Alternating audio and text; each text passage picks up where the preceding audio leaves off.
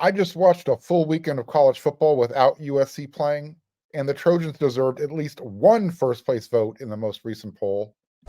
You are Locked On Trojans, your daily podcast on the USC Trojans, part of the Locked On Podcast Network, your team every day.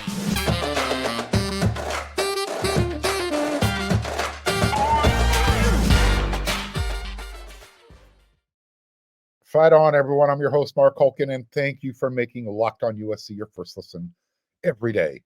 Whether you're watching me on YouTube or wherever you want to download your podcast, we are free. I appreciate your support. Show your appreciation. If you're watching on YouTube, this is going to be on a lot, and it's going to be easy. You see that subscribe button, click it. When you see the thumbs up button, smash it.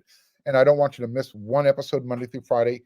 Hit that bell notification button, and you are covered. This episode is sponsored to you by FanDuel Sportsbook, the official sportsbook of Locked On. Make every moment more. Right now, new customers, you can bet $5 and get $200 in bonus bets guaranteed.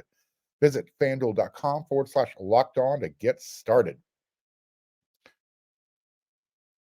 I was able to spend my entire weekend. It's a bye week for USC. So I watched a whole bunch of college football with a really unbiased view. Well, unbiased for me, to the best of my extent. And I have to say, I watched a real crappy slate of games. There wasn't a lot going on. One thing is really clear after this weekend. I have no idea who the best team in the country is, and everybody who's watching the show, neither do you. let's just be real frank about that. After we'll call it 4 weeks, you have the 0 week plus this is the third week of the season. No one looks like the clear-cut best team in the country. Not even Georgia. They got some flaws. So why not give a few of those number one votes to the Trojans? The new AP Top 25 poll was released. Let me get that up there for you so you can see this as I start to pontificate.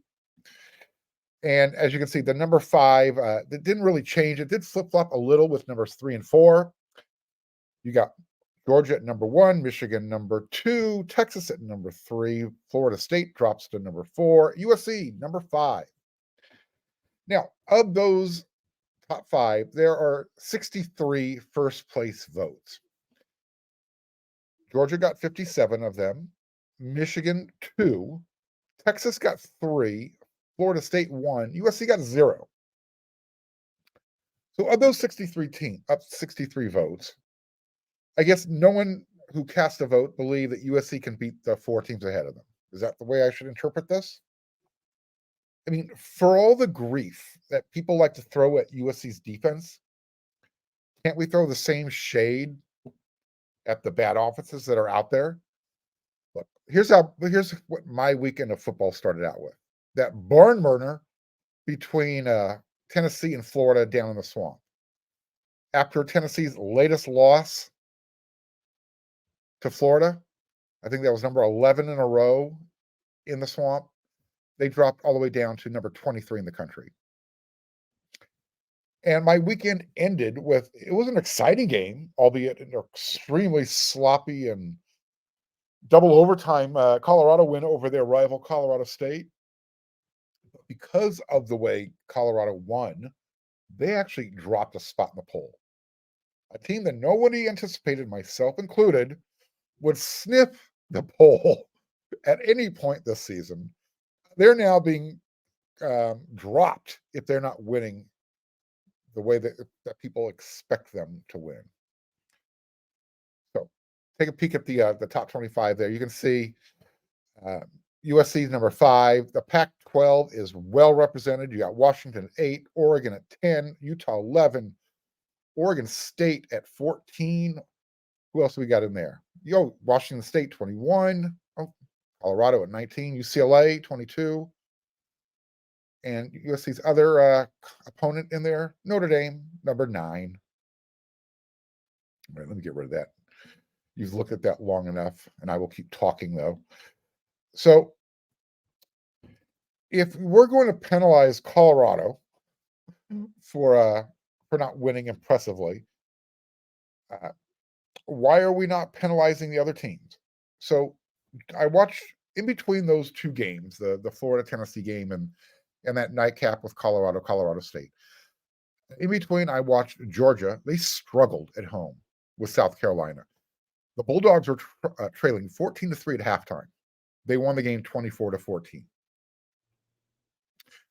Michigan, who's number 2, look, their schedule is softer than USC's, but they're getting the benefit of the doubt. So far, they beat Bowling Green 31-6. They won the other 2 games at home as well against East Carolina 30-3 and UNLV 35-7. I watched Boston College literally implode at home against Florida State with penalty after penalty after penalty. It was just Boston College did everything they could to give that game away, and they did. That allowed Florida State to survive 31-29 up there on Chestnut Hill. And for whatever reason, Texas needed a 21-point fourth quarter to pull away to win 31-10 over Wyoming. That was in Austin, Texas. I mean, is it possible that Wyoming has a better quarterback situation than Alabama? Nick Saban has literally no one to blame but himself for his current situation on offense. I mean, how do you not have a quarterback waiting to step into Bryce Young's shoes? And why would you hire somebody who is barely over the age of 30 to run your offense when you have significant quarterback issues on your roster? I mean, as far as I'm concerned, that Texas win over Alabama, who Alabama slid down to number 13, is looking worse and worse because the Crimson Tide, they are still overrated at number 13. Pardon me. I mentioned FSU dropped one spot in the AP poll down to number 4. Yet someone still gave them the number 1 vote. Why? Because LSU addressed Mississippi State 41-14? Or was it because the Seminoles needed Boston College to commit at least, 1,000 penalties at home? This upcoming weekend, Florida State will travel to Clemson. Clemson opened their season, as a reminder, against Duke. And with that, when they lost in an embarrassing fashion, they fell out of the top 25. But I'll tell you what, if FSU wins down in Death Valley, they're going to earn some street cred with me. Because even if the Tigers are average this year, if you can go into Clemson and leave with a victory, that you've earned something there. So I asked this question on Twitter, X, whatever we're calling it today. And some people voted yes. Some people, said, yeah, USC definitely deserves some number 1 votes. But a lot of others who voted kept saying no because USC hasn't played anybody yet. That's not the question, nor the point. You're judging who are the best teams out there this season. Because nobody has played anyone yet who looks good. Nobody. The juries are still out on Alabama and LSU if you're looking to give Texas and Florida State credit, respectively, for those wins. If for the crowd that says, well, they at least beat somebody. Okay. How good are they, though? We don't know yet. As I said, as long as Georgia remains undefeated, they deserve to be number 1 overall. I'm not questioning that. But again, that wasn't my question. The question was, does USC deserve any of those number 1 recognition votes based on this year, on the body of evidence that we've seen from everybody, comparatively speaking? And if the Trojans leave Tempe, Arizona with a similar score to what they did against Stanford, 56-10, what will that prove? Because both Stanford and the Sun Devils they're both hot garbage this year. I mean, are you going to give USC credit for doing it on the road? You should. I mean, if Florida is now considered the 25th best team in the country with their win over Tennessee at home, I'm not sure who's voting because Florida's not a very good team. I think Tennessee's just cursed. They can't win in the swamp no matter what they do. In fact, of the 4 teams with one loss that are still in the top 25 AP poll, all 4 of them are from the SEC: LSU, Bama, Tennessee, Florida. If we're going to keep saying USC has to wait until the Trojans beat someone of significance, that might not happen until that Notre Dame game. Especially if Oregon does some, I don't know, they start to get a little bestiality mode on Colorado this weekend. If they take Ralphie behind the woodshed. Sorry for those visuals. But Colorado was already dropped at home for winning against the rival. So again, depending on how bad that score is, if Oregon beats Colorado bad enough, Colorado could literally drop out of the top 25 by the time USC shows up. The week 4 AP poll, USC has 1,296 points total. The number 4 team was at 1,378 last week, the week before. The week 3 AP poll, USC had 1,269 points. The number 4 was at 1,338 points. So even though USC has more points, they're even further away from number 4, despite everybody looking like crap over the weekend. Someone explain to me again why USC doesn't deserve at least one of those number 1 votes from Georgia or from Texas or from Florida State or Michigan.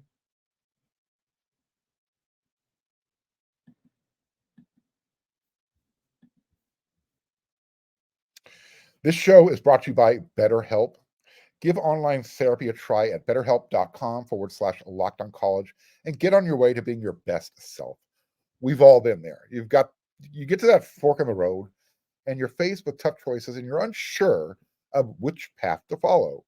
Whether you're dealing with decisions around your career, relationships, or anything else, therapy helps you stay connected to what you really want while you navigate life, so you can move forward with confidence and with excitement. Sometimes just talking about it with someone can help bring clarity to the situation. If you're thinking of starting therapy, give BetterHelp a try. It's entirely online, and it's designed to be convenient, flexible, and suited to your schedule. Just fill out a brief questionnaire to get matched with a licensed therapist and switch therapists at any time for no additional cost. Let therapy be your map with BetterHelp. Visit betterhelp.com/LockedOnCollege today to get 10% off your first month. That's BetterHelp, HELP like Paul.com/LockedOnCollege.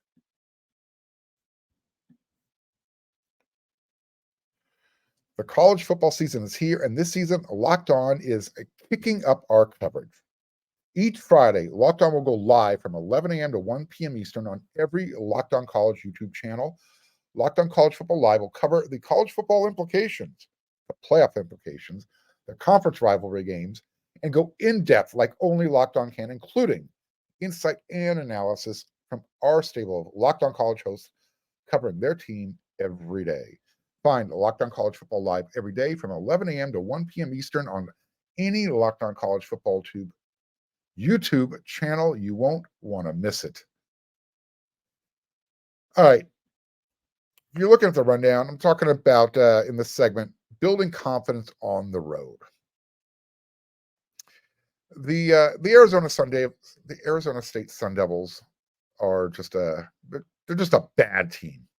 I don't know how much confidence USC is going to get beating them, but this will be their first test on the road.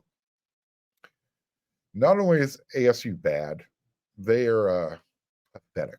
That's putting it mildly. I'm not trying to be mean or a jerk. They are just bad. ASU just lost at home to Fresno State, which isn't necessarily a bad thing. Fresno State I think they've won now 12 in a row, dating back to last year. But they lost at home to Fresno State 29-0. They got shut out. That's the first time they were held scoreless at home since 1988. Oh, that last shutout that happened in 1988, that came against USC. The score was 50-0. I believe USC was the number two team in the country at that time. And that's who USC faces. That's who Arizona State faces next, USC. This Saturday, Tempe, Arizona. The Sun Devils are they are a complete mess on offense. They've played 3 games this year. They're averaging 13 points per contest. They've scored 39 points through 3 games. They've won 1 game. And that game they barely won at home over Southern Utah 24-21. 24-21. Then they lost at home to Oklahoma State 27-15. This past weekend, Oklahoma State just lost at home to South Alabama. The score was 33-7. I'm telling you, Arizona State is in a world of hurt. They've got a brand new head coach. He's supposed to be an offensive guru. His name is Kenny Dillingham. You look at him, he looks like he's barely old enough to shave. I'm not joking. And right before the season started, sometime during fall camp, their administration kind of broke the news to the team that they were going to implement their own bowl ban for this upcoming season and some sanctions before the NCAA could get involved. This goes back to the whole Herm Edwards and that whole COVID year that was going on where they were hosting recruits when everything was supposed to be shut down. They went rogue. They were going to get hit with some sanctions. So I don't think anybody anticipated Arizona State making the bowl game or making a bowl game this year. So I just don't know if you want to do that because the NCAA, they really don't have any teeth. Who knows what they would have done? Anyways, I guess this is going to be Arizona State's bowl game with USC coming to town, at least until they play Arizona in their last game of the year in the Territorial Cup. It's another rivalry game that can get pretty nasty. So I guess the question is just how motivated are the Sun Devils going to be when it's 50-0 at halftime? It's a night game. 7:30 p.m. kickoff. Their star freshman quarterback, Jaden Rashada, he wasn't able to play this past weekend. He's going to be out at least 4 weeks, 5 weeks, 6 weeks. He won't be there when USC gets to town. They played their 2 backup quarterbacks, Trent Bourget, redshirt freshman, and the transfer Drew Pine, who came over from Notre Dame last year. By the end of the game, they were playing their 4th string quarterback. Yeah. If you want to take any positive, if you're a Sun Devil fan, you held the Bulldogs to 29 points. They scored on their opening drive, touchdowns on their opening drive in the first half and in the second half. Otherwise, you held them to 5 field goals. This game against USC has the potential to get really, really, really ugly. There's 3 words of emphasis. How ugly? Well, ASU had 8 turnovers against Fresno State. 5 interceptions, 3 fumbles, and their quarterback was sacked 4 times. I'm telling you. Unless the USC team is somehow diverted to the middle of the desert, or the Trojans are like looking ahead to Boulder a week later, I guess they could end up looking like one of those teams that played over the weekend. And they'll win. They'll just have a bunch of dumb penalties. You don't want that. This is the type of, you want to look clean when you go on the road to Arizona State. Go in, take care of business, don't make it personal. And when I say don't make it personal, don't leave with 10 personal fouls. Those penalties killed Colorado State. We'll get to that in the next segment here. It should be a clean, easy win. Arizona State has 0 motivation. Make sure they understand they have zero chance to win the game by the time USC is done with their third offensive series. It should be 21-0. Coach Lincoln Riley talked about how they wanted to use the bye week, to clean stuff up, make sure that, everything was kind of buttoned up, get those guys who are committing those dumb, stupid penalties to stop committing those dumb, stupid penalties so they're not being sat down.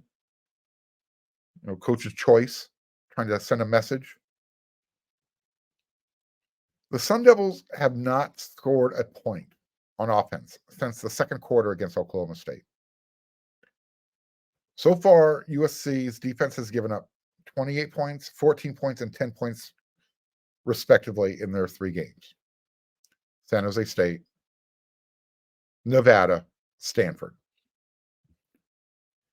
So, is it out of the realm of possibility for USC to get a shutout? And how much credit are you going to give USC for beating a team who on offense is down to their 4th string quarterback?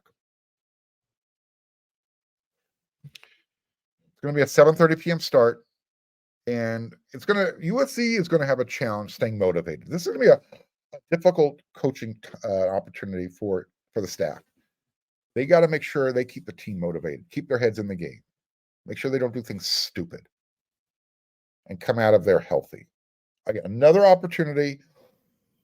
Get the starters out of there by halftime, after the half, get the backups in there, get some experience on the road, maybe let Caleb play into the third quarter.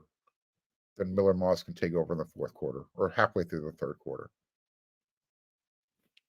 But again, I don't know what ASU can do to stop USC. USC should be full of confidence when they hit the road for Boulder in week 5. They should be 4-0 by the time they reach there.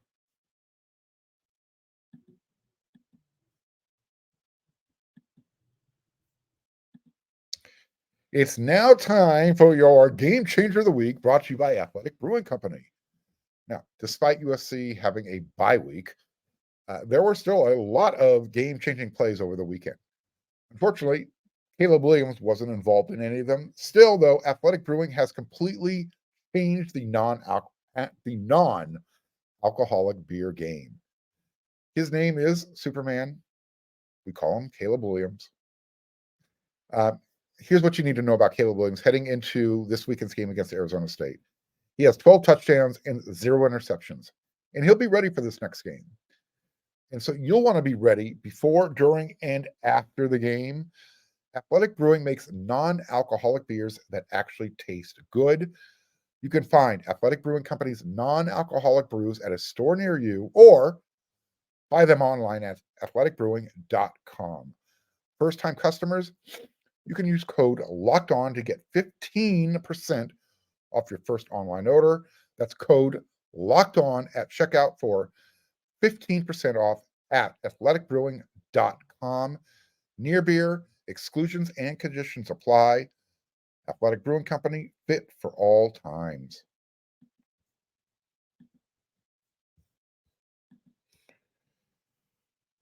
All right. The hype train is starting to slow down.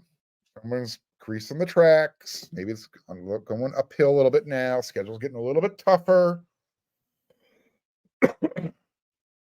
Are we done believing in the Colorado is a good team hype yet? I am. Look, I've been saying it since they first got their first win against TCU, and I followed up with Nebraska. I am thoroughly convinced after watching them beat Colorado State. Colorado, look, yes, they are 3-0, and yes, they showed a lot of resiliency coming back at home over a team they were favored to win by 3 touchdowns, 21 points. So you get credit for coming back, getting the win. You're supposed to win. Now, with that said, if you were watching the games over the weekend like I was, and you were watching those halftime shows with all the analysts on Fox, on ESPN, you could already tell that the tide was starting to shift during the halftime shows well before the Colorado State game even kicked off. During those morning game day shows, ESPN's Game Day, the big noon kickoff show on Fox, it was a prime time love fest. They could not get enough. It's all about marketing. Look, I get it. Everybody, that's what you do. It's a good story. You give them their 15 minutes of fame. But literally, by halftime of those early games on Saturday, all of a sudden, the analysts like Urban Meyer, they're saying, and the folks over at ESPN, they were starting to highlight, the depth issues that Colorado was going to start experiencing. I brought that up. I've been bringing that up. Well, I'm sure Travis Hunter, what happened to him played a role in how things played out. But that's to my point.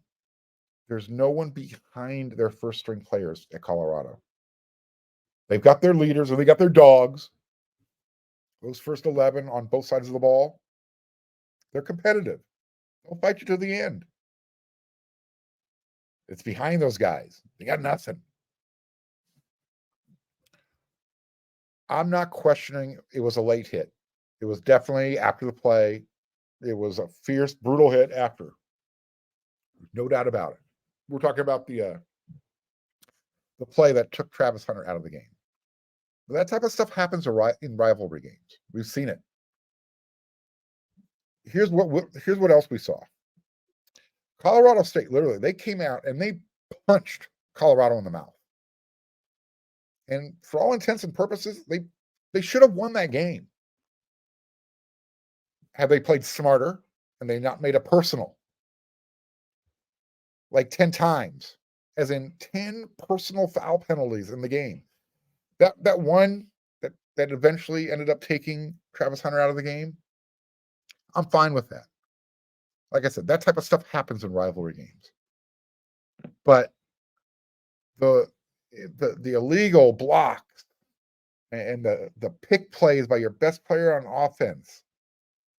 I mean, Jay Norvell, the head coach for the Rams, that offensive line was consistently called for illegal blocks.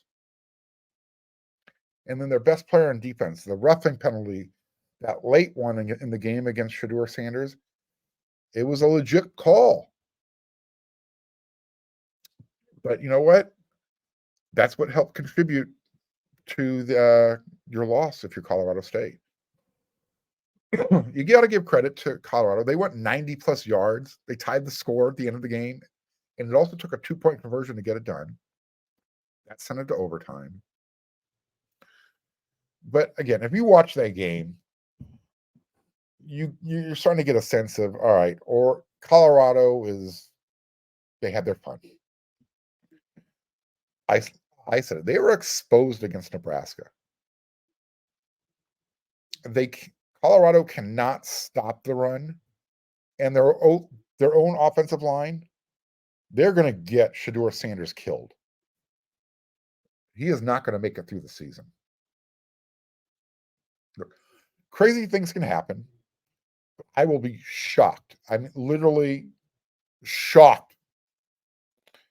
In fact, I'll have to come up with something to do on the show to eat crow. I will not eat actual crow, but I will eat crow if Colorado is undefeated when USC shows up in Boulder in 2 weeks.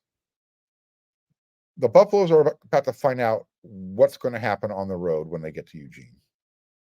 It's not going to be pretty. I don't like to give Oregon credit, but Oregon's offense is going to tear Colorado a new one. That's just the facts. It's the facts that's my opinion based on what I've seen. Arizona State, that's just going to be a warm-up for USC because Colorado's defense is not as good as the Sun Devils. The Sun Devils, offensively, they're challenged. Defensively, I think they're going to compete. I don't know if they're going to be able to how much they'll keep USC off the scoreboard, but they'll they'll make things a little bit more challenging than Colorado's defense. Colorado can be run on, and Caleb is just too dynamic for Colorado to be able to stick around in that game when USC gets there. I think they're going to get a taste of that against Oregon with Bo Nix. Look, Colorado, they're having some fun. They might even have a competitive game up in Eugene, but when USC shows up, I'm sure the Buffaloes will have a couple of big plays, but they're going to get lit up over the middle. Lit up. Their offense is just too dynamic. Lincoln Riley, if you thought Jay Norvell called a good offensive game, watch what Lincoln Riley has planned. And once more, the Buffaloes, they can't afford to lose any more players between now and when USC shows up. So the hype train is slowing down. Listen to the narrative next week as they're talking about Colorado playing at Oregon and then having to face USC the week after. All of a sudden, that love is going to be more balanced, and it should be. So there you go. First episode of Locked On USC is in the books for this week. I'll have more for you throughout the week. We've got 4 more episodes before SC gets to Tempe. We'll get it figured out. We'll talk about everything from recruiting to practice, whatever. Until then, everyone, you know what to do.